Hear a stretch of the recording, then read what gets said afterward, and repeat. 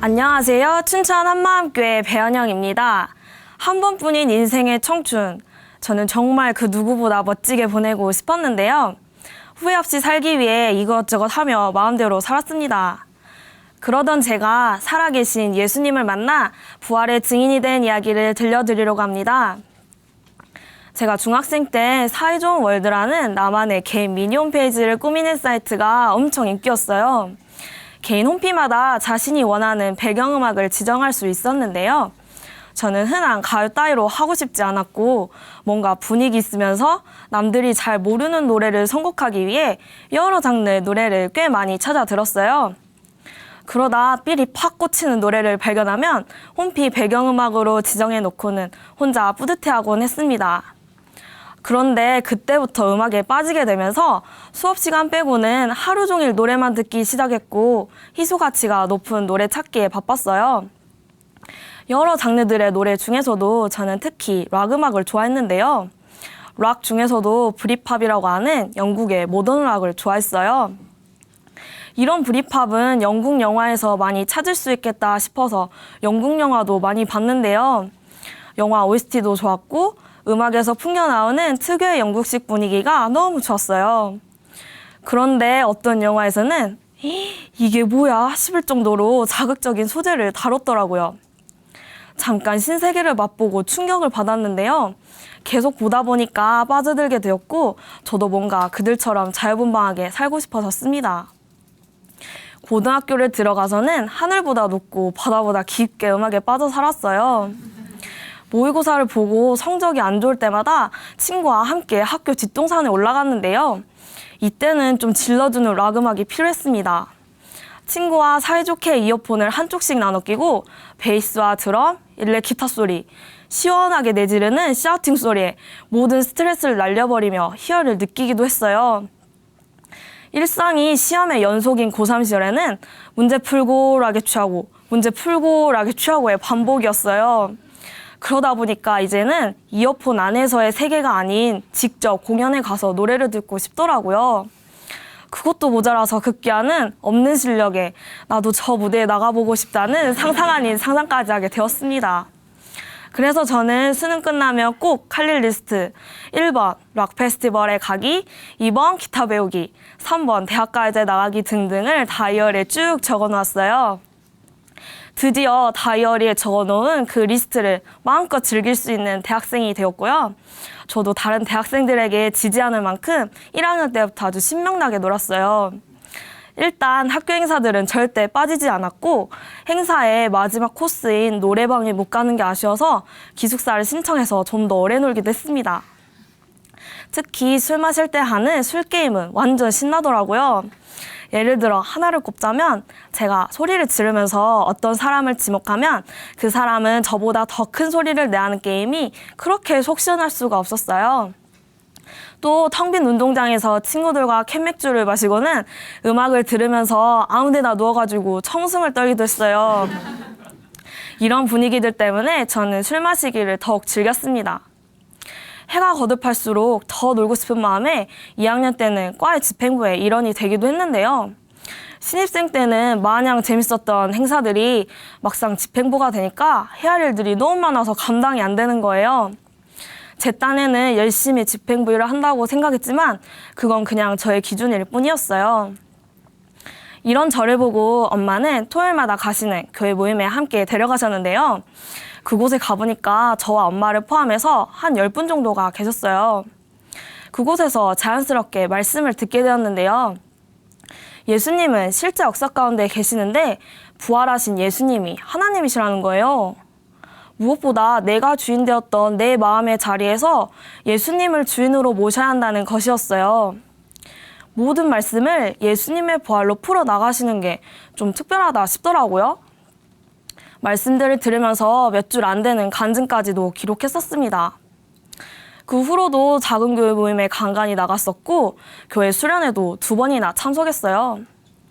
그러나 여전히 삶에서 부딪히는 여러 가지 문제들을 더 크게 생각했기 때문에 친구들과 만나기만 하면 인생무상 이러면서 20대 꽃다운 나이에 벌써 인생 다 산 사람처럼 신산탄을 하기도 했습니다. 3학년이 되니까 지금 제 성적으로는 어디에도 이력서 하나 못 낼 정도로 저의 청춘에 금이 갈 위기더라고요. 이대로는 안 되겠다 싶어서 그때부터는 놀기를 조금 자제하고 죽기 살기로 학점 관리를 하기 시작했어요. 학교에서 주최하는 캠프들에는 모조리 참여하고 멋진 스펙을 쌓기 위한 대외 활동도 애를 써가며 했습니다. 저에게 득이 된다고 생각하는 것은 닥치는 대로 도전했어요. 아침에는 토익 특강, 오전 수업 듣고 점심 먹고, 잠깐 공강 시간에 스터디, 오후 수업 듣고 집에 가서 과제하고 정말 바빴어요. 몇몇 친구들은 취업 때문에 뭐 할지 걱정하고 있는데 이런 저를 보면 정말 열심히 살고 있으니까 야, 니는 뭐 그렇게 할 게 많냐? 같이 좀 놀게야. 진짜 연예인이 따로 없네. 라는 소리까지 하더라고요. 이렇게 보이는 제 시급한 상황들 때문에 시간을 내어서 작은 교회 모임 가는 것은 너무 아깝다는 생각이 들 수밖에 없었어요. 저는 그때 학점 관리를 잘해서 취업해야겠다는 것이 먼저였어요. 그러니 엄마가 작은 교회 모임에 가자고만 하면 이것저것 변명을 대고 가지 않았고 부활하신 예수님의 붙자만 들어도 짜증이 나더라고요. 엄마는 집에 계실 때마다 오직 주만이를 아주 크게 틀어놓으셨는데요. 저는 그 소리가 듣기 싫어서 바로 이어폰을 꽂고 노래를 들었어요. 하나님이 진짜 살아계시기는 한 걸까? 천국과 지옥이 진짜 있긴 한 것인지 의심도 되었어요. 아니, 예수님이 부활하셨다고 치자. 그러면 지금 어디에 계신 거지? 승천하셨다고? 말이 되는 소리야? 성경책도 다 가짜 아니야? 라는 생각이 들었어요. 하지만 그냥 그런 것은 고민조차 하기 싫었고 저는 친구와 그런 고민 안 해도 되는 음악 페스티벌에 갔습니다. 사운드가 빵빵 터지는 그곳에 있는 사람들도 그렇고 저도 그렇고 모두 진짜 이거야말로 청춘이지 싶을 정도로 신나게 놀았어요. 저는 그저 세상이 좋았고 이 다시 돌아오지 않을 한 번뿐인 청춘을 즐기고 싶었습니다. 하지만 엄마는 이런저를 절대 포기하지 않으셨어요. 자식 이기는 부모 없다니요. 자식 이기는 부모 여기 있었습니다. 이번이 마지막이라고 하시면서 한마음 여름 수련회만 가면 더 이상 모임에 가자고 하지 않겠다는 것이에요. 저는 진짜 마지막인지 몇 번을 확인하며 그렇게 억지로 이끌려 또 수련회 오게 되었습니다. 춘천에 도착하기 전에 이번 여름 수련회는 외부 교인들이 1000명 가까이 온다는 소리를 들었는데요. 아무리 그래도 그렇지 이게 뭐라고 여기까지 필사적으로 오실까 하는 의문이 들더라고요. 하지만 그때까지도 저는 수련회를 통해 제게 일어날 일은 상상도 할 수 없었고 며칠만 견디면 내 마음대로 살 수 있다는 황홀함을 기대하며 예배에 참석했습니다. 목사님께서는 역시나 부활이 확실한 물증이다. 증거를 주고 가셨다라는 말씀으로 시작하셨어요. 예배 시간에는 온통 부활, 증거라는 단어들이 끊임없이 선포되었습니다. 특히 모든 사람에게 믿을 만한 증거를 주고 가셨다라는 말씀은 수없이 들었었고 여러 목사님들의 간증 동영상도 수련회 때마다 보았던 영상들이었기 때문에 저는 정말 아무 느낌이 없었어요.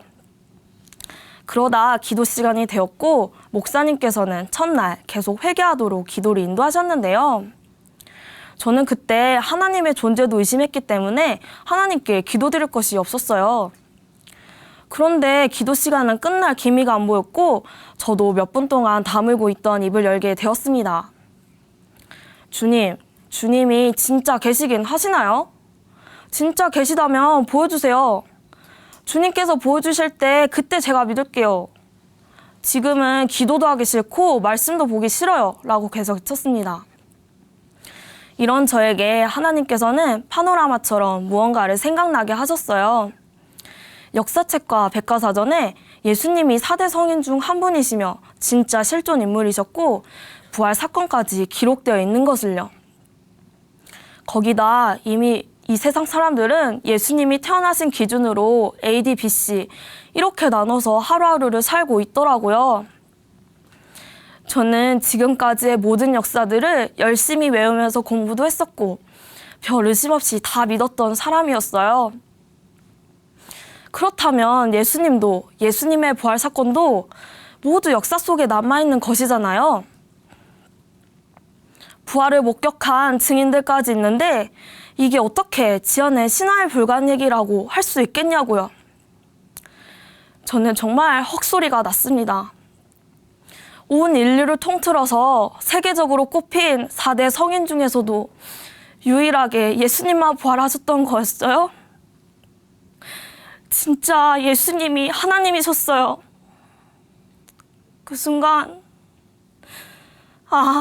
십자가에서 못 박혀 죽으신 이 예수님이 하나님이셨구나. 이분이 죽으시고 부활하셔서 내 주인이 되셨구나. 이래서 부활이 믿을 만한 증거구나 라는 말들이 마음속에서 요동을 치는데 진짜 막 헉헉거리면서 눈물이 났어요. 그렇게 가짜라고 의심했던 성경책도 예수님의 부활로 바로 해결되더라고요. 역사서인 성경책을 보면 하나님께서는 정말 이 부활 사건을 약속하신 것을 볼 수 있었습니다.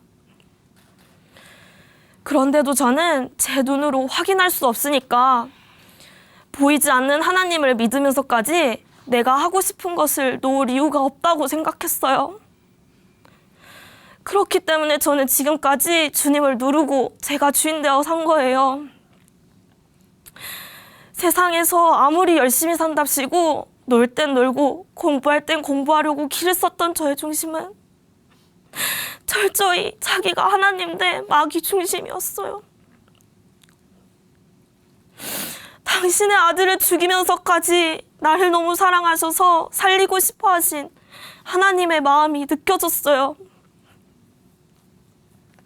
하나님께서는 제가 주인된 모습까지도 함께 지켜보시며 제가 하나님의 품으로 돌아올 것을 항상 기다리셨더라고요.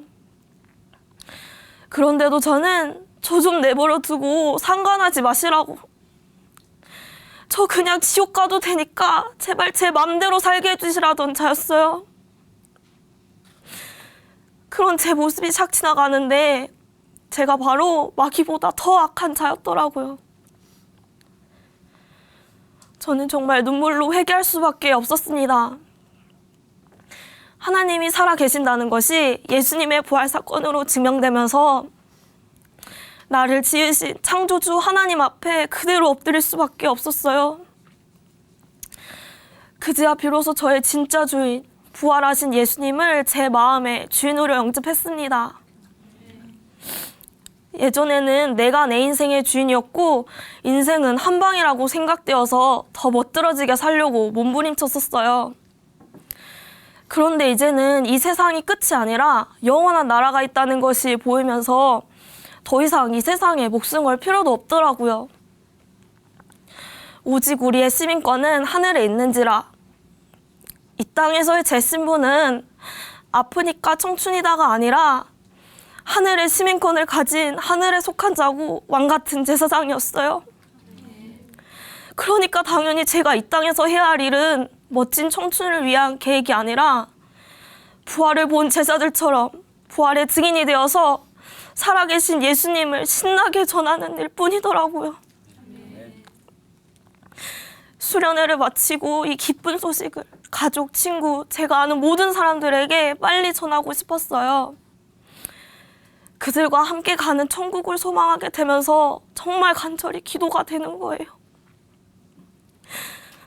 동시에 저를 이렇게 끈질기게 끌고 와주신 엄마의 마음과 하나님의 마음도 이러셨겠구나 이해하게 되면서 정말 감사드릴 수밖에 없었습니다. 집에 오자마자 제 마음은 복음으로 가득 차서 엄청 뜨거웠어요. 입이 너무 근질근질 거렸는데 세상 편하게 누워서 휴대폰을 만지고 있는 여동생이 보이는 거예요. 동생에게 다가가서 이제껏 들려주지 않았던 따뜻한 목소리로 너 부활하신 예수님을 믿어? 천국과 지옥 있는 거 믿어? 이러니까 동생은 정색을 하더니 거기 가서 약 먹고 왔냐고 하면서 제 말을 듣지 않으려고 하는 거예요. 그래서 동생 귀를 기울이게 할 선포를 했습니다. 평소에 동생이 제 옷과 신발을 입고 신으려고 하면 빌려주기 싫어서 자주 썼었는데 이제 제 주인은 제가 아니라 예수님이잖아요. 제가 저 옷들 다 입고 저 신발들도 다 신어. 이제 저것들은 내 거 아니야. 다 예수님 거야. 이러니까 듣고 있던 동생은 멈칫하더니 그건 좋네 하며 음흉하게 웃더라고요. 제가 원래는 수련회 후에도 음악 페스티벌에 갈 계획이 있었는데요. 그것도 싸게 가려고 장장 7개월 전부터 사서 기다리고 있었어요. 그런데 이제는 제 즐거움보다 제 주인이신 주님이 먼저잖아요. 같이 가기로 한 친구에게 내가 이제 정말 예수님을 믿게 되어서 가지 못할 것 같다고 미안하다고 전하며 당장 그 표를 팔아버렸어요. 그걸 본 동기 오빠는 배현 형이 그런 걸 다 팔고 혹시 돈 필요하냐? 그러더라고요. 또 오직주만이 오프닝과 엔딩 음악 소리를 듣기도 싫었던 저는 이제 매일매일 오직주만이 간증을 봐요. 엄마 따로 저 따로 아주 크게 틀어놔서 우리 집에서는 항상 복음이 흘러 넘칩니다. 부활복음 얘기가 그렇게 재밌을 수가 없는 거예요. 이렇게 재밌는 걸 저 혼자 보면 섭하잖아요. 그래서 지인들에게 유튜브 주소를 보내주며 내가 함께 천국 가고 싶어서 꼭 한번 봤으면 좋겠다고 부활복음을 전했습니다. 지금까지 많은 분들이 간증을 하셔서 그런지 골라보내는 재미가 아주 쏠쏠하더라고요. 저는 이 땅의 사명자로서 복음을 전하는 것이고 나머지는 저의 주인, 주님께 맡기면 되었습니다. 저는 학교에서 4학년 대표를 맡았었는데요. 학생들과 교수님들 사이에서 중간 역할을 했습니다. 그러던 도중 저희과 취업지도 담당 교수님과 취업 면담을 하게 되었어요.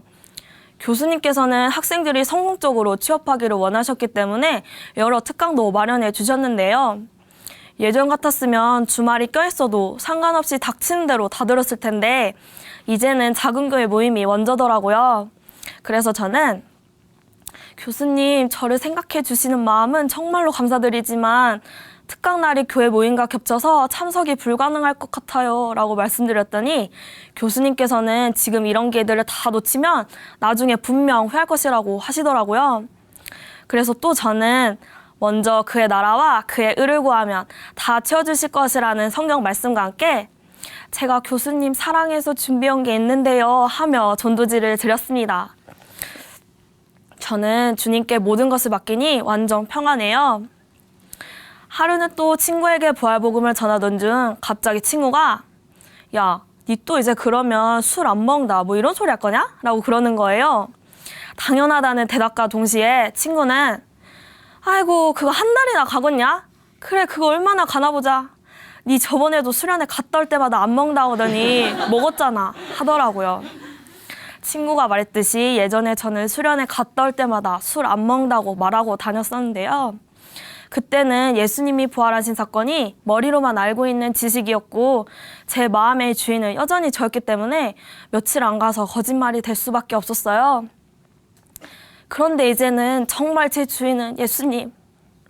모든 것이 확실하고 이분이 함께 지켜보고 계시는데 감히 이분 앞에서 술 먹고 이분이 계시는 성전과 같은 제 몸을 더럽히는 일을 더 이상 할 수가 없더라고요.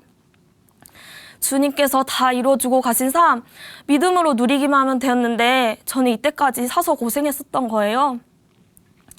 이제는 이 기쁜 소식을 함께 누리고 싶어서 어디 갈 때나 항상 전도지를 갖고 다녀요.